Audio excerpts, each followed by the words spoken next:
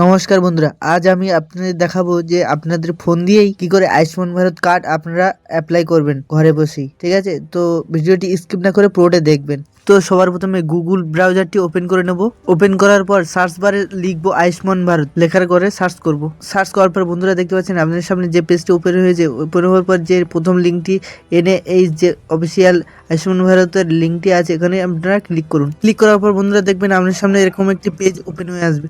তো এখানে লেখা আছে ক্রিয়েট ABHA নাম্বার। তো আপনারা এখানে ক্লিক করুন। ক্লিক করার পর বন্ধুরা দেখবেন আপনাদের সামনে এরকম একটি পেজ ওপেন হয়ে যাবে। তো এখানে দুটি অপশান আছে, আপনি আপনার আধার নাম্বার দিয়ে কার্ড বানাতে পারেন এবং আপনার ড্রাইভিং লাইসেন্স দিয়েও কার্ডটি বানাতে পারবেন। আমি আধার নাম্বার ইউজ করে করব, তো আমি সেই জন্য আধারের উপরে ক্লিক করলাম। ক্লিক করার পর বন্ধুরা আপনাদের সামনে এরকম একটি পেজ ওপেন হয়ে যাবে।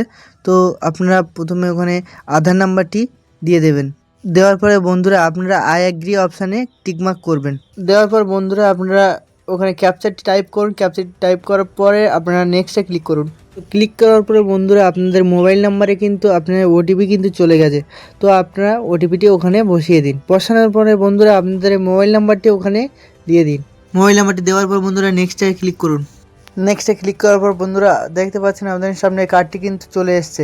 তো বন্ধুরা এইভাবে আপনারা আপনাদের ফোন থেকে অনলাইনে আপনাদের আয়ুষ্মান ভারত কার্ডটি আবেদন করবেন।